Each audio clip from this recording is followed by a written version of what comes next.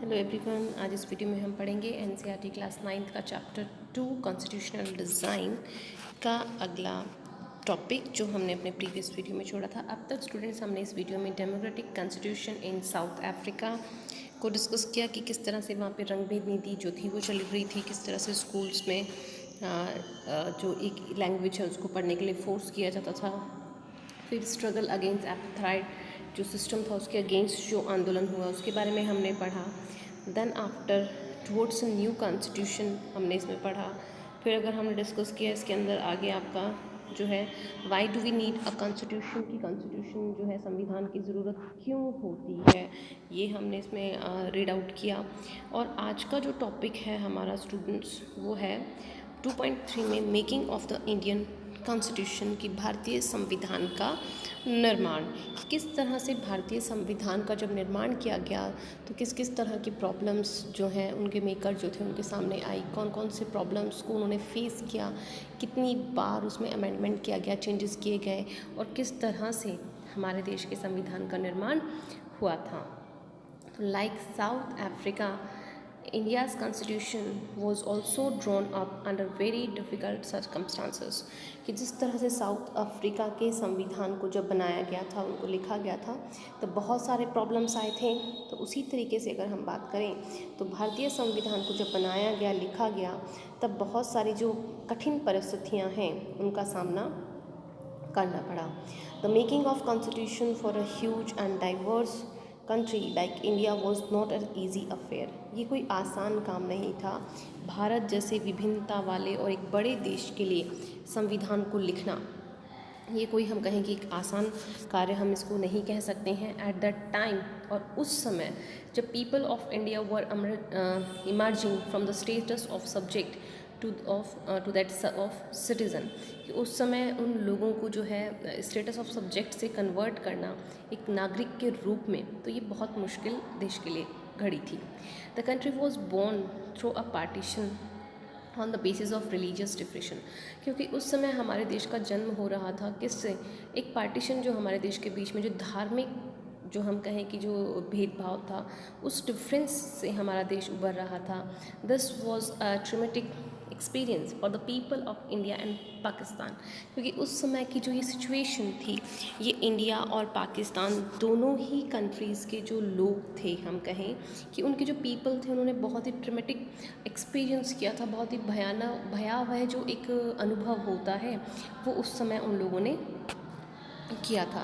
At least हम बात करें कि 10 lakh people were kill on both the sides of border in the partition related violence, कि हिंसा की वजह से उस समय दोनों ही तरफ के जो हम बात करें कि करीबन 10 लाख, एटलीस्ट ये सिर्फ एक अंदाज़ा लगाया जा रहा है कि एटलीस्ट 10 लाख से भी ज़्यादा जो लोग हैं वो इस तरह के पार्टीशन में जो वायलेंस हुआ था, जो हम कहें कि जो हिंसा हुई थी, उस हिंसा की लड़ाई में अप्रॉक्सीमेट हम बात करें कि 10 लाख के करीब जो लोग हैं उन्होंने अपनी जान गंवाई थी जो बॉर्डर पे पार्टीशन हुआ था उस समय। देयर वॉज अनदर प्रॉब्लम, इसके अलावा भी हम कहें कि एक और प्रॉब्लम थी। क्या थी? The British had left it to the rulers, कि जो ब्रिटिशर्स थे उन्होंने ये रूलर्स राजाओं के ऊपर छोड़ दिया था ऑफ द प्रिंसली स्टेट्स, जो कि प्रिंसली स्टेट्स थे जहाँ पे राजाओं का शासन था, उन राजाओं के ऊपर ही इस चीज़ को निर्भर कर दिया था that they have to be decide whether they wanted to merge with India और विद पाकिस्तान और रिमेन इंडिपेंडेंट, कि या तो वो किसके साथ मर्ज होंगे, भारत के साथ में, या फिर पाकिस्तान के साथ में, या वो स्वतंत्र भी रह सकते हैं। यानी 3 तरह के जो क्वेश्चंस हैं कि India, then Pakistan and third one is independent, कि ये 3 जो ऑप्शंस थे ये ब्रिटिशर्स ने जो है प्रिंसली स्टेट्स के जो रूलर्स थे उनके सामने लेफ्ट कर दिए। तो हम कहें कि the merger of princely states was a difficult and uncertain task. और ऐसे जो प्रिंसली स्टेट्स थे, ऐसे जो शासक थे जो कि प्रिंसली स्टेट्स के अंदर आते थे, तो उनको मर्ज करना इंडिया के अंदर एक हम ये कहें कि अनिश्चित कार्य था, जो कि बहुत ही मुश्किल था उसको पॉसिबल करना। When the constitution was being written, और जब कॉन्स्टिट्यूशन लिखा जा रहा था, the future of the country did not look assure as it today's. यानी आज जितना हमारा भविष्य सुनिश्चित है, उतना अगर हम बात करें तो उस समय जो हमारे देश का भविष्य था वो उतना सुनिश्चित नहीं था जब हमारा कॉन्स्टिट्यूशन लिखा जा रहा था। The makers of the constitution had anxieties about the present and the future of the country। यानी उस समय जो हमारे संविधान के निर्माता थे, जो मेकर थे, वो इस चीज़ को लेकर टेंशन में थे, एनेक्सटीज में थे कि क्या हमारे देश का वर्तमान होगा और क्या भविष्य होगा, जिस देश के लिए वो एक कॉन्स्टिट्यूशन को लिखने जा रहे थे। It means the maker of the constitution on that time has to be lot of anxieties in their mind that what is the exact position of the India on the present and what will done in the future, कि क्या वर्तमान और भविष्य में होने वाला है देश के साथ में। अब हम इसमें आगे डिस्कस करते हैं द पाथ टू कॉन्स्टिट्यूशन, कि संविधान निर्माण का जो रास्ता है। पाथ मीन्स यहाँ पे क्या है, इट इज़ रास्ता, कि किस तरह का रास्ता जो है वो अडॉप्ट किया गया था मेकर्स के द्वारा। तो डिस्पाइट ऑल दीज डिफ़िकल्टीज़, इन सभी मुश्किलों, इन सभी परेशानियों के बाद में there was one big advantage for the maker of the Indian constitution. जो हमारे संविधान के निर्माता थे उनको एक बड़ा एडवांटेज मिला। Unlike South Africa, they did not have to create a consequence about what a democratic India should look like। कि मतलब जिस तरह से साउथ अफ्रीका की अगर हम बात करें तो जो प्रॉब्लम्स वहाँ पे आई थी, वो सारे प्रॉब्लम्स जो है एज अ डेमोक्रेटिक यहाँ पे जो हमारे मेकर्स थे कॉन्स्टिट्यूशन के, उनको नहीं देखने के लिए मिली। Much of these consequences had evolve during the freedom struggle, क्योंकि इस तरह के जितने भी कॉन्सिक्वेंसेस थे वो मर्ज हो चुके थे, इवॉल्व हो चुके थे, मिक्स हो चुके थे फ्रीडम स्ट्रगल में। यानी जब आज़ादी का संघर्ष हुआ था, आंदोलन हुआ था, संग्राम हुआ था, तो उस समय इस तरह के जितने भी मतभेद लोगों के बीच में थे तो वो रिजॉल्व हो चुके थे। आवर नेशनल मूवमेंट, हमारा जो राष्ट्रीय आंदोलन था, was not merely a struggle against a foreign rule. वो हम कहें कि वो जो है कि सिर्फ अगेंस्ट नहीं था जो फॉरेन रूलर थे उनके ही, it was also a struggle to rejuvenate our country and transform our society and politics. कि हमारे समाज के साथ भी ये स्ट्रगल था कि हमारे सोसाइटी में और हमारे पॉलिटिक्स को हमें क्या करना है, रीजनरेट करना है, उसका पुनर्निर्माण करना है, उसको ट्रांसफॉर्म करना है नई क्वालिटीज़ को। There were sharp differences of opinion, कि बहुत हम कहें कि स्पष्ट मतभेद था, opinion within the freedom struggle about the path India should take after independence, कि आज़ादी के बाद एक्चुअल में हमें किस रास्ते पे चलना है। तो इस तरह के जो शार्प डिफरेंसेस थे हमारे दिमाग में, वो उस समय चल रही थी। सच डिफरेंसेस एग्जिस्ट इवन टुडे, आज भी कई इस तरह के जो मतभेद हैं वो हमारे बीच में विद्यमान हैं। Yet some basic ideas had come to be accepted by almost everyone. हाँ, हम ये कह सकते हैं कि फिर भी कुछ जो ऐसे आइडियाज़ हैं जिनको ऑलमोस्ट सभी ने जो है क्या कर लिया है, स्वीकार कर लिया है, एक्सेप्ट कर लिया है। As far back as in 1928, अगर हम एक बार 1928 में जाते हैं तो Motilal Nehru and 8 other Congress leaders drafted a constitution for India. यानी मोतीलाल नेहरू और 8 कांग्रेस के जो लीडर थे उन्होंने ड्राफ्ट किया, एक प्रारूप तैयार किया भारत के संविधान का। इन 1931 the resolution at the Karachi session of the Indian national Congress dwelt on how independent India's constitution should look like। कि हम बात करें कि 1931 में एक रेजोल्यूशन हुआ, पुनर्विचार किया गया, कराची के अंदर एक सेशन रखा गया नेशनल कांग्रेस का, जिसमें ये ड्रिल्ड किया गया कि किस तरह का कॉन्स्टिट्यूशन जो है वो भारत का होना चाहिए। both these documents were committed to the inclusion of universal adult franchises, right to freedom and equality, and to protesting the rights of the minorities in the constitution of independent India। कि स्वतंत्र भारत के संविधान में हम जितने भी पिछड़े हुए वर्ग हैं उनको एक साथ लेके चलें, उनको प्रोटेस्ट किया जाए, उनकी सुरक्षा की जाए, लोगों को एडल्ट फ्रेंचाइजी के बारे में बताया जाए कि एक वोट एक अधिकार जो है उसके रूप में उन लोगों को समझाया जाए। फिर अगर हम बात करें तो राइट टू फ्रीडम, कि लोगों को कहीं पर भी जाने की आज़ादी होनी चाहिए, वो अपनी बात जो है वो फ्रीली कहीं पर भी कह सकते हैं। फिर हम बात करें कि राइट टू इक्वालिटी, कि समानता का अधिकार जो है वो लोगों को मिलना चाहिए। तो इन सब चीज़ों को लेकर एक संविधान का निर्माण किया जाना चाहिए, that they have to be think on that topic. Then the some basic values were accept by all the leaders. तो कुछ मूलभूत जो सिद्धांत थे उनको सभी लीडर्स ने स्वीकार किया। Much before a constituent assembly, कि जो संविधान सभा थी उसके सामने सभी ने स्वीकारा। Met to deliberate on the constitution, और उन्होंने सभी ने इस चीज़ को ये स्वीकार किया कि हाँ, हमारे संविधान में, हमारे कॉन्स्टिट्यूशन में ये सारी चीज़ें जो हैं वो इवॉल्व करनी चाहिए।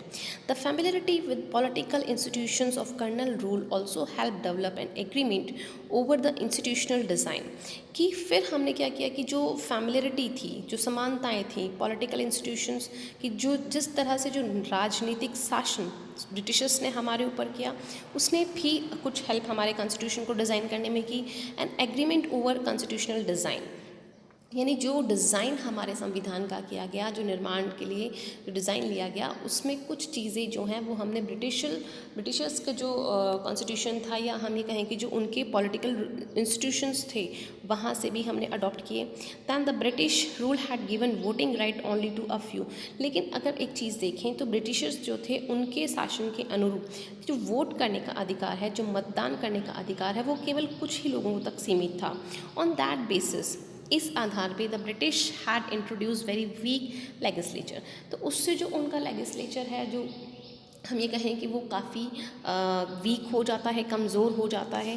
Then elections were held in 1937 to provincial legislature and the ministries of all over British India, की पूरे भारत के अंदर जो ब्रिटिश इंडिया था उसके लिए जो है 1937 के अंदर इलेक्शंस करवाए गए। There were not fully democratic governments, क्योंकि उस समय हम ये कहें कि जो लोकतांत्रिक सरकार हमारे देश में नहीं थी, but the experience gain by the Indians in the working of the legislative institutions proved to be very useful for the country in setting up its own institutions and working in them। लेकिन इन institutions के अंदर जो हमारे Indians ने काम किया था, तो उनको एक एक्सपीरियंस मिला कि किस तरह से जब वो अपने खुद के इंस्टीट्यूशंस रन अप करते हैं रिगार्डिंग द कॉन्स्टिट्यूशन असेंबली, और that they have to be main a focus, कि जो प्रॉब्लम्स उन्होंने ब्रिटिशर्स के अंडर काम करके फेस की, वो जब वो खुद की असेंबली क्रिएट करते हैं या खुद का कॉन्स्टिट्यूशन असेंबल करते हैं, तो उस समय वो सारी प्रॉब्लम्स उनको फेस ना करनी पड़े। That is why the Indian Constitution adopt many institutional details and procedures from kernel laws like the Government of India Act 1935, यानी 1935 के जो एक्ट लिया गया है, तो हम कह सकते हैं कि इस तरह से कि इंडियन कॉन्स्टिट्यूशन के अंदर बहुत सी ऐसी चीज़ें हैं जो हमने अलग अलग देशों से या अलग अलग देशों के कॉन्स्टिट्यूशन से यहाँ पे गेन करके सेटअप की हैं। So, years of thinking and deliberation on the framework of the constitution, कई सालों तक सोचने और डिलिब्रेट करने के बाद में एक फ्रेमवर्क तैयार किया गया of the constitution and another benefit, और उसके क्या क्या फ़ायदे हो सकते हैं उनके बारे में सोचा गया। Our leaders case gain confidence to learn from other countries, हमारे नेताओं ने ये सोचा कि दूसरे जो देश हैं उनसे हमें कॉन्फिडेंस गेन करना चाहिए, उनसे हमें सीखना चाहिए, but on our own terms, लेकिन हमें अपने टर्म्स के ऊपर उन चीज़ों को सीखना है। Many of our leaders were inspired by the ideals of French revolution, हमारे कई सारे नेता जो हैं इन फ्रेंच रिवोल्यूशन से भी काफ़ी प्रेरित हुए। The practice of the parliamentary democracy in Britain से भी वो लोग प्रभावित हुए, and the bill of rights in the US, इन चीज़ों से वो काफ़ी इंस्पायर्ड हुए। The socialist revolution in Russia and inspired many Indian to think of the shaping a system based on social and economic equality, Russia का जो socialistic revolution हुआ था उसके आधार पर हमारे जो लीडर्स हैं वो प्रेरित हुए कि किस तरह से हमें सामाजिक और आर्थिक समानता के बेस्ड पर जो सिस्टम है उसको तैयार करना है। Yet they were not simply imitating, लेकिन हम ये कहें कि वो बिल्कुल नकल उसकी नहीं कर सकते थे। व्हाट अदर हैड डन, तो दूसरा कुछ उन्हें करना था। एट ईच स्टेप, हर स्टेप पे हम कहें, they were questioning whether these things situated our country, कि क्या ये प्रश्न उनके दिमाग में आता था कि क्या ये चीज़ें, ये परिस्थितियाँ हमारे देश में संभव हैं। All these factors contributed to making of our constitution, इन सभी तथ्यों को ध्यान में रखा गया जब हमारे देश के संविधान का निर्माण किया जा रहा था, और इनको कंट्रीब्यूट किया गया। कॉन्स्टिट्यूएंट असेंबली की अगर हम बात करें, संविधान सभा की अगर हम बात करें, who then were the makers of the Indian constitution, कौन होगा जो भारतीय संविधान का निर्माण करेगा। You will find here very brief sketch of some of the leaders who played an important role in making the constitution. यहाँ पे हमें एक ब्रीफ स्केच दिया गया है जिसमें उन लीडर्स के बारे में बताया गया है जिन्होंने बहुत ही महत्वपूर्ण रोल प्ले किया था हमारे संविधान के निर्माण में। The drafting of the document called the constitution was done by an assembly of elected representative, यानी जो ड्राफ्ट तैयार किया गया था जिसे हम डॉक्यूमेंट कहते हैं कॉन्स्टिट्यूशन का, वो इलेक्टेड रिप्रेजेंटेटिव जो प्रतिनिधि थे उनके द्वारा किया गया। कॉल्ड द कॉन्स्टिट्यूएंट असेंबली, जिसे कि हम संविधान सभा कहते हैं। Elections to the constituent assembly were held in July 1946, और इस संविधान सभा के लिए जो चुनाव हैं वो 1946 में करवाए गए, जुलाई में। Its first meeting was held in December 1946, और इसकी पहली जो सभा है, इसकी जो पहली मीटिंग है वो दिसंबर 1946 को ऑर्गेनाइज की गई। सून आफ्टर, और जल्दी ही, the country was divided into Pakistan and India, कि हमारा जो देश है वो दो भागों में विभाजित हो गया जल्दी ही, इंडिया और पाकिस्तान में। द कॉन्स्टिट्यूएंट असेंबली, जो हमारी संविधान सभा थी, was also divided in the constituent assembly of India and that of Pakistan, कि जिस तरह से हमारे देश का बंटवारा हुआ, इसी तरीके से जो हमारी कॉन्स्टिट्यूएंट असेंबली थी, जो हमारी संविधान सभा थी, उसके जो रिप्रेजेंटेटिव्स थे वो भी दो पार्ट्स में डिवाइड हो गए, एक इंडिया के और दूसरे पाकिस्तान के। The constituent assembly that wrote the Indian constitution had 299 members, हमारे जो इंडियन कॉन्स्टिट्यूशन असेंबली थे उसके जो मेंबर्स थे वो 299 थे। The assembly adopted the constitution on 26 November 1949, but it came into effect on 26 जनवरी 1950, यानी 26 नवंबर 1949 को जो है ये कॉन्स्टिट्यूएंट असेंबली जो है इसको अडॉप्ट किया गया, लेकिन इसको लागू किया गया था 26 जनवरी 1950 को, और इसीलिए हम 26 जनवरी मनाते हैं क्योंकि उस दिन हमारे देश का संविधान लागू किया गया था। To mark this day we celebrate January 26 as republic day every year, और इस दिन को याद रखने के लिए हम लोग 26 जनवरी जो है रिपब्लिक डे के रूप में मनाते हैं। Why should we accept the constituent made by this assembly more than 6 decades ago, 6 दशक पहले जो है इस संविधान का निर्माण किया गया। We have already noted one reason about, हमने एक रीज़न जो है, एक उदाहरण हम कहेंगे, एक कारण जो है ऊपर देखा। The constitution does not reflect the views of its member alone, कि किसी भी एक मेंबर का जो व्यू है, जो दृष्टिकोण है, वो हमें अलग से दिखाई नहीं देता। It express a broad consequence of its time, एक समय का बदलाव इसमें दिखाई देता है। Many countries of the world have to rewrite their constitution afresh, कई सारे देश जो हैं उन्होंने अपने कॉन्स्टिट्यूशन को दोबारा री राइट किया है, रिफ्रेश किया है, because the basic rules were not acceptable to all major social groups और पॉलिटिकल पार्टीज़, क्योंकि उनके संविधान में कुछ ऐसे रूल्स थे, कुछ ऐसे नियम थे जो सभी राजनीतिक पार्टियों और जो सामाजिक ग्रुप हैं उनके द्वारा स्वीकार नहीं किए गए। Then in some other countries the constitution exist as mere piece of paper, या कहें कि कई सारे जो कंट्रीज़ हैं उनके जो हम ये कहें कि जो संविधान है वो पेपर पे लिखे हुए नहीं हैं या रिटन में नहीं है। No one actually follow it, और अगर वो रिटन में नहीं है तो उनको वास्तविकता में कोई भी उनको फॉलो नहीं करता है। The experience of our constitution is difference, लेकिन हमारा कॉन्स्टिट्यूशन कुछ अलग है। Over the last half century several groups have question some provisions of the constitution, but no large social group or political parties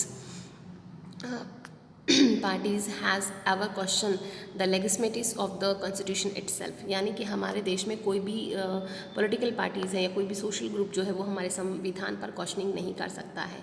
this is an unusual achievement for any constitution, क्योंकि ये हम ये कहें कि एक ही बहुत ही असाधारण जो है उपलब्धि होती है किसी भी संविधान के लिए। The second reason for accepting the constitution is that, दूसरा हम कारण बताएं कि किस वजह से संविधान को स्वीकार किया जाता है, is that the constituent assembly represent the people of India, कि ये भारत के जो रिप्रेजेंटेटिव्स हैं उनको रिप्रेजेंट करता है। There was no universal adult franchise at that time, so the constituent assembly could not have been chosen directly by all the people of India. It was elected mainly by the members of the executive provincial legislature that we mentioned above. This ensured the fair geographical share of the members for all the regions of the country। यानी इसमें फिर ये भी प्रावधान किया गया कि हमारे देश के सभी क्षेत्रों के जो लोग हैं इसके अंदर भाग लेंगे। The assembly was dominated by the Indian national Congress, हमारी जो असेंबली है वो डोमिनेट करती है भारतीय कांग्रेस पार्टी को। The party that lead India freedom struggle, जो इस पार्टी ने भारत की जो स्वतंत्रता आंदोलन था उसको लीड किया था। But the Congress it self introduce a variety of political groups and opinion, लेकिन कांग्रेस पार्टी के खुद के अंदर जो हम ये कहें कि बहुत सारे राजनीतिक ग्रुप बन गए हैं, उनके अलग अलग दृष्टिकोण हैं। The assembly had many members who did not agree with the Congress, कई सारे ऐसे मेंबर्स भी हैं उस असेंबली में जो कांग्रेस के ही मतों से ये हम ये कहें कि एग्री नहीं करते हैं।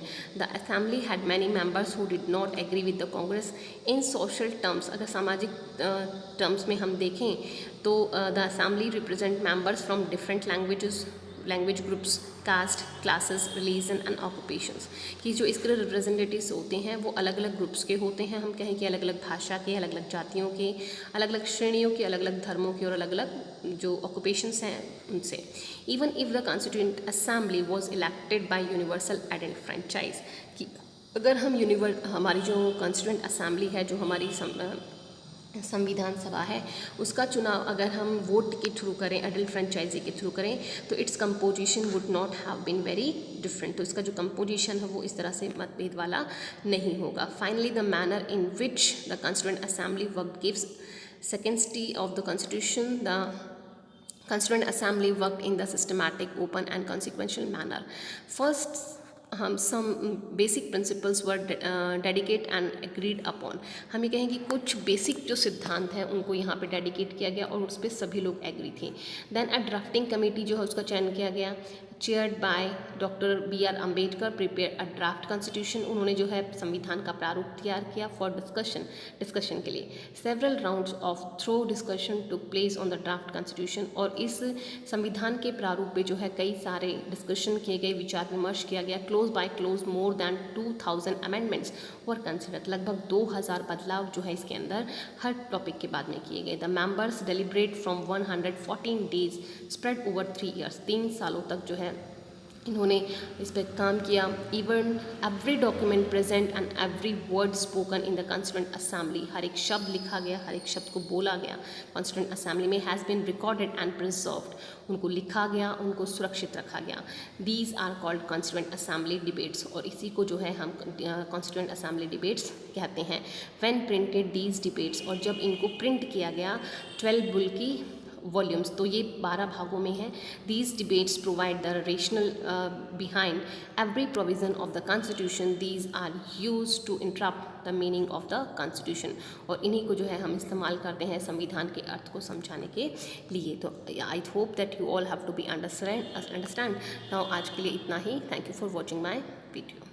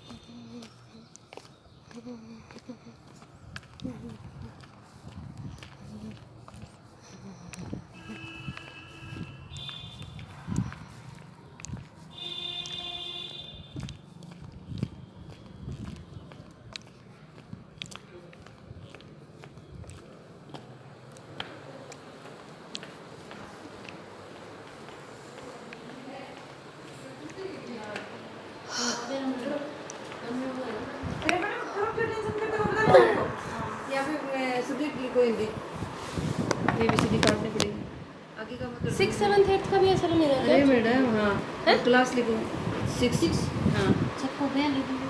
कोई से लिखते थे कितने बचे थे आप 6 में ऊपर वाला ही कर लेते नीचे आगे कल तो करवा- लिखवाए थे।